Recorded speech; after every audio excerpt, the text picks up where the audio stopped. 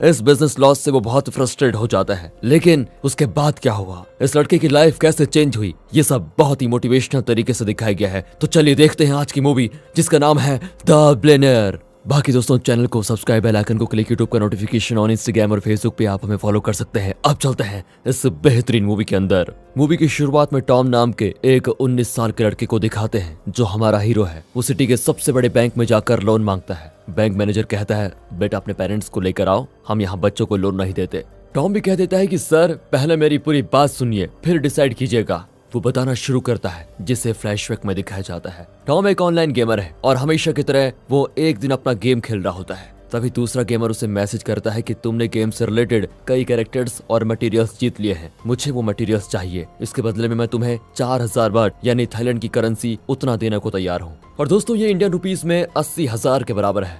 अब टॉम कहता है कि मैं तुम्हें 4 मटेरियल्स दूंगा लेकिन 80,000 में नहीं, राउंड फिगर बनाकर 1 लाख दे दो। वो गेमर टॉम का बैंक अकाउंट नंबर मांगता है और तुरंत पैसे ट्रांसफर करने का वादा करता है। ये सुनकर ऑब्वियसली टॉम को बहुत खुशी हुई होगी और घर जाकर अपने अंकल का अकाउंट नंबर उस गेमर को भेज देता है, क्योंकि टॉम का तो कोई अकाउंट था नहीं। वो गेमर तुरंत अंकल के अकाउंट से 50,000 बार ट्रांसफर कर देता है। टॉम अंकल को लेकर अब बैंक जाता है और उनकी आंखों के सामने पूरे 50,000 विथड्रॉ कर लेता है। अंकल का तो मुंह खुला का खुला रह जाता है कि ये लड़का इस उम्र में इतना कमा रहा है। अगर 4 मटेरियल्स के इतने पैसे मिल रहे हैं तो अगर सारे मटेरियल्स बेचे तो ये तो करोड़पति बन जाएंगे हम। अब टॉम भी यही सोचता है। टॉम एक एक करके अपने मटेरियल्स बेचने लगता है और अंकल के अकाउंट में पैसे जमा हो जाते हैं। पैसे देखकर तो टॉम का दिमाग डगमगाता जाता है। फिर वो पूरे पैसे देकर एक लग्जरी कार खरीदता है। यहाँ तक कि वो अपनी कॉस्टली कार में ही स्कूल भी जाता है और स्टाफ पार्किंग में अपनी कार पार्क कर देता है। प्रिंसिपल उसे डांटते हैं कि अरे स्कूल फी तो तुम दे नहीं पाते, अब ये कार कैसे आई, और वो भी यहाँ पार्क करने की परमिशन तुम्हें दी किसने, मैं अभी तुम्हारे पेरेंट्स को खबर देता हूँ। टॉम बिल्कुल कूल होकर कहता है कि सर पेरेंट्स को बुलाने की क्या जरूरत है, आपको जो चाहिए मैं देने को तैयार हूँ। स्कूल का कोई डोनेशन चाहिए तो मैं दे दूंगा। प्रिंसिपल चिढ़कर कहता है कि मुझे घूस देना चाहते हो, तुम्हारा भाई इसी स्कूल में पढ़ता था और अब वो चाइना में एक बहुत ही अच्छी जॉब कर रहा है, क्या तुम्हें उसकी तरह नहीं बनना, अब जाओ और पढ़ाई में ध्यान लगाओ। स्कूल में टॉम की गर्लफ्रेंड होती है जिसका नाम है सोनिया। टॉम उसे अपनी शानदार कार दिखाकर इम्प्रेस करने की पूरी कोशिश करता है। हर लड़के यही करते हैं। टॉम फिर उसे ड्राइव पर लेकर जाता है और फिर उसे उसके घर ड्रॉप करके देर रात में घर लौटता है। घर वाले नहीं जानते कि टॉम ने कार खरीदी है। वो चुपचाप कार पार्क करके अंदर जाना चाहता है लेकिन उसके पेरेंट्स उसे पकड़ लेते हैं। अब पापा डांटते हैं कि बेटा यहाँ घर की हालत इतनी खराब है लेकिन तुमने ये कार खरीद ली है, स्कूल 4 बजे खत्म होता है, इतनी देर कहाँ थे तुम। टॉम कहता है कि मैंने ऑनलाइन ट्रेडिंग में पैसे जीते हैं पापा और उन्हीं पैसों से ये कार खरीदी है। पापा को और गुस्सा आ जाता है कि चुपचाप गाड़ी वापस करो और उन पैसे से आगे की पढ़ाई का इंतजाम कर लो। पर टॉम तो उनकी बातों को इग्नोर करके अपने गेम्स खेलकर और पैसे कमाने लगता है। आखिर स्कूल की पढ़ाई खत्म करके वो हायर स्टडीज के लिए एंट्रेंस एग्जाम देता है लेकिन उसमें भी वो फेल हो जाता है। अब जाहिर है दिन भर गेम खेलेगा तो फेल तो होना ही है।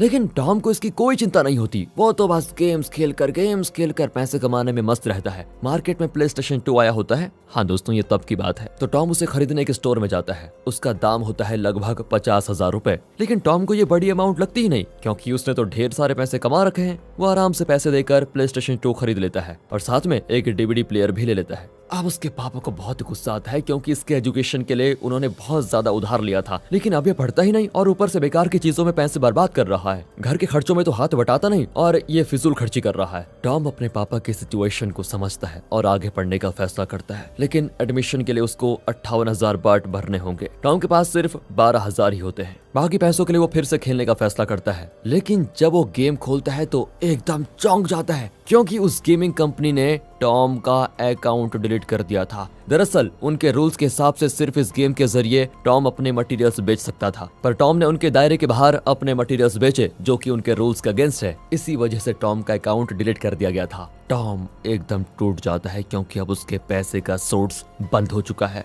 पर वो हिम्मत नहीं हारता। जिस इलेक्ट्रॉनिक स्टोर में टॉम ने DVD प्लेयर खरीदा था उसके ओनर ने बताया था कि DVD प्लेयर्स का सेल बहुत अच्छा चल रहा है। टॉम उसके पास जाकर कहता है कि मैं भी DVD प्लेयर्स का सेल करना चाहता हूँ, आप रीजनेबल कॉस्ट में मुझे अच्छी क्वालिटी के 50 DVD प्लेयर बेचेंगे क्या। वो भी मान जाता है और टॉम से पैसे लेकर वो गोडाउन से एकदम चीप DVD प्लेयर लेकर उसको दे देता है। अब टॉम खुश हो जाता है कि आखिर कोई यूजफुल काम तो कर रहा हूँ मैं। वो सारे डीवीडी प्लेयर्स घर लेकर आ जाता है और जब एक को प्ले करता है तो अंदर के पार्ट्स बाहर आकर गिरते हैं। टॉम गुस्से में उन्हें रिटर्न करने जाता है तो वो आदमी कहता है कि कम दाम में बेटा इतनी ही क्वालिटी मिलेगी, तुम चाहो तो इन पार्ट्स को वापस उसके अंदर चिपका कर यूज कर लो, मैं कुछ नहीं कर सकता। टॉम अपने पैसे वापस मांगता है और उससे बहस करने लगता है। वो आदमी भी गुस्सा होकर टॉम को मारकर भगा देता है। टॉम से रहा नहीं जाता, वो अपनी कार में लौट रहा होता है तो रास्ते में उसके पापा मिलते हैं। टॉम उन्हें लिफ्ट देता है तो वो कहते हैं कि बेटा अगर तुम्हें डीवीडी प्लेयर बिजनेस के लिए पैसे चाहिए तो मैं दे सकता हूँ। ये कहकर वो टॉम को थोड़े पैसे दे देते हैं लेकिन वो मना कर देता है। अब उसके पास ना तो पैसे हैं और ना ही वो डीवीडी प्लेयर्स किसी काम के हैं। वो अपने पापा से भी पैसे नहीं मांगना चाहता। एक रात वो अपने पापा का एक पुराना डॉलर चुरा लेता है और उसे एक शॉप में बेचने जाता है। वो आदमी कहता है कि बेटा इसके तो मैं सिर्फ 1 लाख बार दे सकता हूँ, वो भी ज्यादा है, पर तुम पढ़ाई के लिए मांग रहे हो इसीलिए मदद करना चाहता हूँ तुम्हारी। टॉम भी खुश हो जाता है कि इतने से डॉलर का इतना दाम मिल रहा है। हालांकि वो दुकानदार टॉम को उल्लू बना रहा था।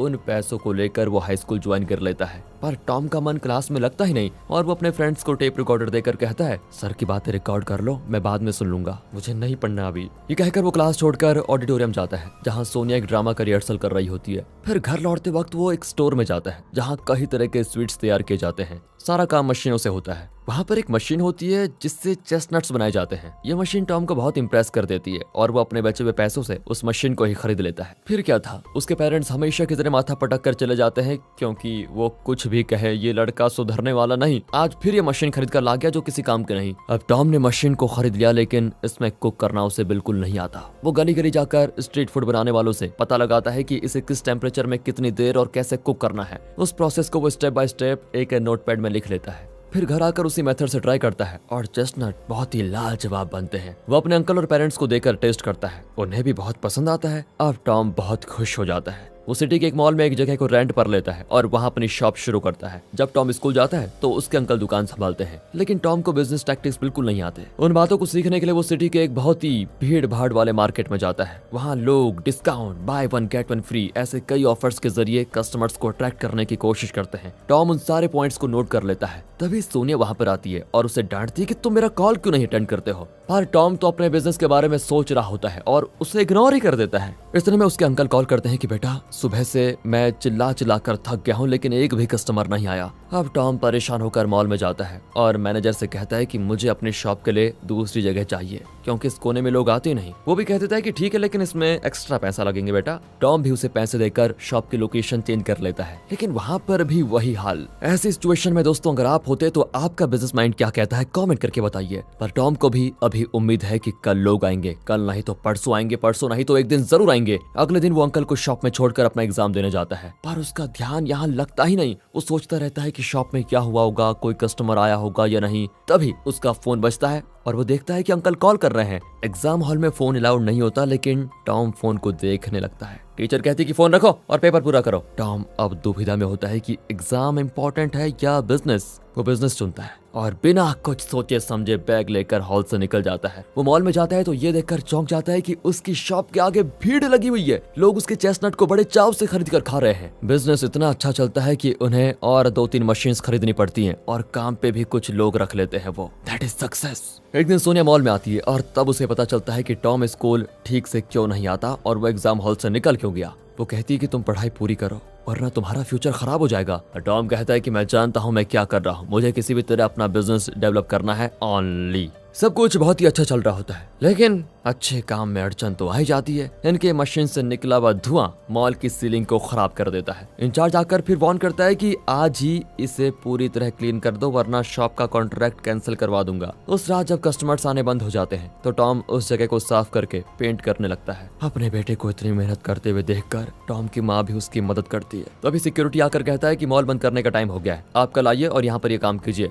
टॉम कहता है प्लीज 10 मिनट में ये काम खत्म हो जाएगा, 10 मिनट और दे दीजिए। लेकिन सिक्योरिटी कहता है कि पहले से बहुत देर हो चुकी है, अगर मालिक को पता चला कि मैंने तुम्हें इतनी रात को अंदर रहने दिया तो मेरी नौकरी चली जाएगी, प्लीज अभी चलिए। तब टॉम उसे पैसे देकर अपना काम करवाने की कोशिश करता है लेकिन सिक्योरिटी बहुत ही ईमानदार आदमी मालूम होता है। वो टॉम की माँ से पूछता है क्या आप इसकी माँ है? इससे पहले लोगों की और उनके टाइम की इज्जत करना सिखाइए, समझे? ये कहकर वो टॉम को पैसे लौटा कर चला जाता है और टॉम गुस्सा होकर चला जाता है। उसकी माँ कहती है बेटा तुम बिजनेस वगैरह वगैरह भूल जाओ, हम सब कल ही सिटी छोड़कर चाइना जा रहे हैं। दरअसल पापा ने इतना उधार लिया है कि वो चुका नहीं पा रहे, इसलिए हमें चाइना जाना होगा। पहले तो टॉम अपना बिजनेस छोड़कर जाने से साफ इनकार कर देता है, पर उसकी माँ रोती है कि तुम्हारे बिना बेटा मैं कैसे रहूंगी। इस पर टॉम मान जाता है। अगले दिन वे एयरपोर्ट पर फ्लाइट का इंतजार कर रहे होते हैं, पर टॉम के दिमाग में तो अब भी उसी शॉप के बारे में सोच आती है। वो अपने पेरेंट्स से कहता है कि देखिए, मैं अपनी पढ़ाई और बिजनेस बीच में छोड़कर नहीं आ सकता। पढ़ाई पूरी हो जाएगी तो मैं खुद वहां पर आ जाऊंगा। उसके पेरेंट्स भी उसकी बात मानकर निकल जाते हैं।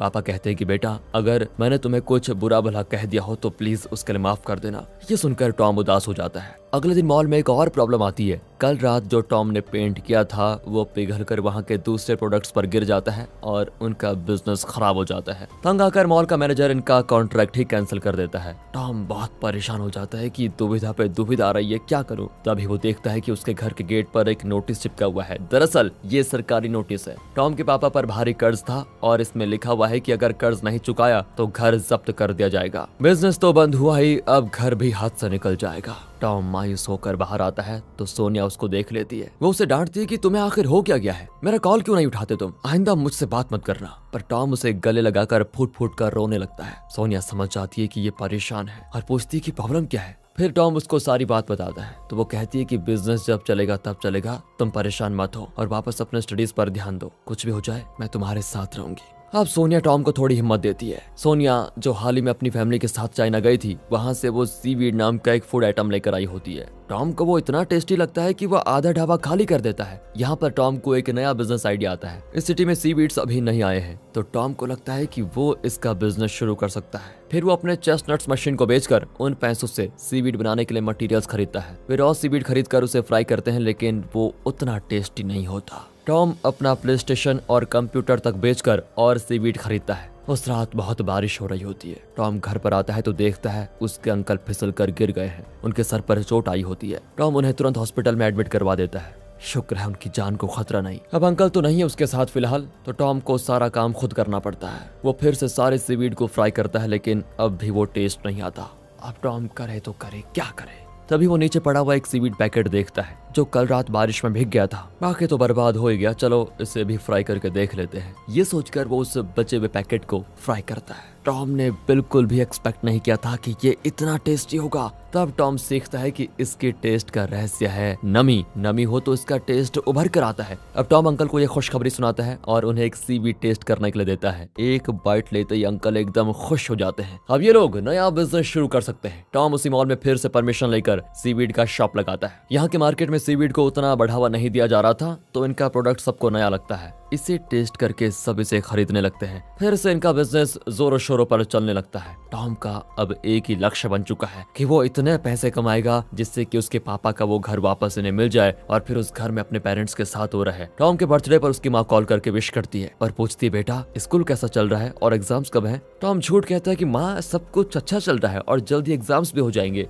हालांकि वो तो स्कूल जा ही नहीं रहा था, दिन भर सीवीड का बिजनेस चला रहा था। फिर उसके पापा पूछते हैं कि बेटा एग्जाम खत्म करके जल्दी आ जाओ, हम तुम्हें बहुत मिस करते हैं। ठीक है पापा। ये कहकर वो पूछता है कि आपको कितना लोन चुकाना था। टॉम को लगा कि शायद 1 मिलियन बात होगा जिससे वो कमाकर भरपाई कर देगा, पर उसके पापा कहते हैं कि बेटा मैंने अब तक 40 मिलियन का लोन लिया है। ये सुनकर तो टॉम उम्मीद ही खो देता है। वो घर जाकर म्यूजिक सुनने लगता है तो टेप रिकॉर्डर की बैटरीज खत्म हो जाती हैं। फिर वो एक दुकान से नई बैटरीज लेकर बाहर आता है तो उनके कवर पर 7-Eleven कंपनी का लोगो दिखता है। ये एक बहुत बड़ी कंपनी है जिसकी दुनिया भर में कई ब्रांचेस हैं। अगर इस कंपनी को मैंने अपना प्रोडक्ट सप्लाई किया तो मेरा प्रोडक्ट दुनिया भर में पहुंचेगा और मेरा बिजनेस कई गुना ज्यादा बढ़ेगा। अगले ही दिन टॉम अपना प्रोडक्ट लेकर उस कंपनी में जाता है। एक और आदमी अपना प्रोडक्ट डेमो देता है। टॉम उसे ध्यान से ऑब्जर्व करता है कि वो कैसे अपने प्रोडक्ट्स बेच रहा है। टॉम भी उसी की तरह प्रैक्टिस कर लेता है। बहुत देर के बाद मैनेजर उससे मिलती है और कहती है, मुझे अपना प्रोडक्ट दिखाओ जरा। टॉम उसे एक पैकेट देता है तो वो कहती है कि इसमें कोई ढंग का डिजाइन नहीं है और ऊपर से एक कवर बहुत ही बड़ा है। लोग अट्रैक्टिव डिजाइन वाला छोटा कवर खरीदना पसंद करते हैं, इसलिए हम तुम्हारे प्रोडक्ट्स नहीं ले सकते। ये कहकर वो टॉम के प्रोडक्ट को कर देती है रिजेक्ट। टॉम बेचारा फिर मायूस होकर घर आता है। सोनिया उसे कई बार कॉल कर चुकी थी लेकिन वो रिस्पॉन्ड नहीं कर रहा था। वो टॉम के घर आ गई। वो डांटती है कि यार तुम एक के बाद एक बिजनेस करने के चक्कर में पढ़ाई को छोड़ रहे हो, तुम्हारा फ्यूचर क्या होगा? पर टॉम कहता है कि तुम्हारी मर्जी से मैं जी नहीं सकता, अगर तुम्हें मेरे ढंग पसंद नहीं आए तो मुझे छोड़ दो। ये कहकर वो गुस्से में गेट बंद करके चला जाता है। इस बात पर दोनों के बीच दरार पड़ जाती है। अब टॉम एक एजेंसी में जाता है जो पैकेजिंग करती है। टॉम फिर उन्हें अपने प्रोडक्ट के बारे में बताता है और अपने प्रोडक्ट के लिए एक अट्रैक्टिव और छोटा कवर डिजाइन करने को कहता है। उन कवर्स को वो अपने प्रोडक्ट को पैक करके वो फिर 7-Eleven की मैनेजर से मिलने जाता है, लेकिन वो शाम तक टॉम को इंतजार करवाती है। टॉम समझ जाता है कि वो जानबूझकर उसे अपॉइंटमेंट नहीं दे रही। वो तंग आकर वहां से निकल जाता है और लिफ्ट में सिक्योरिटी को पूरा बॉक्स देकर चला जाता है। लिफ्ट में रखे बॉक्स को उस कंपनी के कुछ एम्प्लॉयज देख लेते हैं और एक पैकेट खोलकर खाते भी हैं। उसका टेस्ट सभी को पसंद आता है और देखते देखते लगभग सारे पैकेट्स खत्म हो जाते हैं। आखिर में जब मैनेजर घर जा रही होती है तो लिफ्ट में सिर्फ एक पैकेट बचा होता है। मैनेजर उसे टेस्ट करती है तो हक्की बक्की रह जाती है, इतना बढ़िया टेस्ट। अगले दिन वो टॉम को इनवाइट करती है और अपने मीटिंग में कहती है कि ओके, हम सब तुम्हारा प्रोडक्ट टेस्ट कर चुके हैं और वो लाजवाब भी है, हम तुम्हारे साथ बिजनेस करना चाहते हैं। टॉम की लगन और नेवर गिव अप एटीट्यूड आपको इंस्पायर करता है दोस्तों, तो वीडियो को लाइक जरूर कीजिए। अब मैनेजर कहती है कि 1 महीने में हमें 72,000 पैकेट्स चाहिए, क्या तुम रेडी कर पाओगे? टॉम एकदम दंग रह जाता है क्योंकि उसने वो बॉक्स गुस्से में सिक्योरिटी को दिया था। उसे आइडिया ही नहीं था कि उसकी बदौलत उसको ऐसा मौका मिलेगा। वो कहती है कि कल हम तुम्हारी फैक्ट्री में चेकिंग करने के लाएंगे, सब कुछ साफ सुथरा है कि नहीं ये देखेंगे, फिर हम कॉन्ट्रैक्ट साइन कर लेंगे। ये सुनकर तो टॉम नर्वस हो जाता है क्योंकि वो अपने घर के पीछे एक छोटी सी जगह में स्टोव रखकर ये सीवीड तैयार कर रहा था। ये लोग तो फैक्ट्री देखना चाहते हैं और इसी फैक्ट्री को रेडी करने के लिए वो बैंक में लोन लेने आया है। यही सीन मूवी की शुरुआत में दिखाया गया था जो कि प्रेजेंट टाइम है। इसकी हिस्ट्री सुनकर बैंक मैनेजर उसे लोन तो देना चाहता है, लेकिन रूल्स के अनुसार 20 साल से कम उम्र के लड़के को बिजनेस लोन नहीं दिया जा सकता। टॉम दुखी जरूर होता है लेकिन गिव अप नहीं करता। वो अपनी लग्जरी कार बेचकर एक छोटी सी शॉप रेंट पर लेता है। यहीं पर वो अपनी फैक्ट्री सेट कर लेता है। टॉम ट्रेन स्टेशन में सोनिया को देखता है जो अपने फ्रेंड्स के साथ होती है। टॉम उससे बात करने जाता है लेकिन वो दूसरे लड़कों को डेट कर रही है। टॉम पीछे हट जाता है। अगले दिन उस कंपनी की मैनेजर और एक चेकिंग इंस्पेक्टर आते हैं। वे फैक्ट्री को चेक करके बताते हैं कि सीलिंग पर लाइट की कवर नहीं है और यहाँ का वेस्ट डिस्पोजल सिस्टम खुला है जिससे इन्फेक्शन हो सकता है। लेकिन इस उम्र में तुम इतनी कोशिश कर रहे हो, शायद इससे इंप्रेस होकर हमारा हेड ऑफिस तुम्हें ये कॉन्ट्रैक्ट दे सकता है। मैं उन्हें रिपोर्ट दे दूंगी, देखते हैं वे क्या कहते हैं। फिर टॉम को उस कंपनी का एक फैक्स आता है, लेकिन फैक्स मशीन में इंक खत्म होने की वजह से लास्ट वाली इन्फॉर्मेशन साफ प्रिंट नहीं होती। अंकल कहते हैं कि धूप में देखो बेटा। वो भाग कर जाता है और धूप में उसे देखता है तो पता चलता है कि उसका कॉन्ट्रैक्ट अप्रूव हो गया। बस ये देखकर टॉम की आंखें नम हो जाती है कि उसकी मेहनत बेकार नहीं गई। 1 महीने की मेहनत के बाद 72,000 पैकेट्स रेडी हो जाते हैं और कल सुबह इन्हें उस कंपनी को डिलीवर करना होगा। रात को ही सारी पैकिंग हो जाती है और वे उन्हें गाड़ी में लोड करते हैं। टॉम अपने अंकल को खुशी से गले लगा लेता है कि आप ना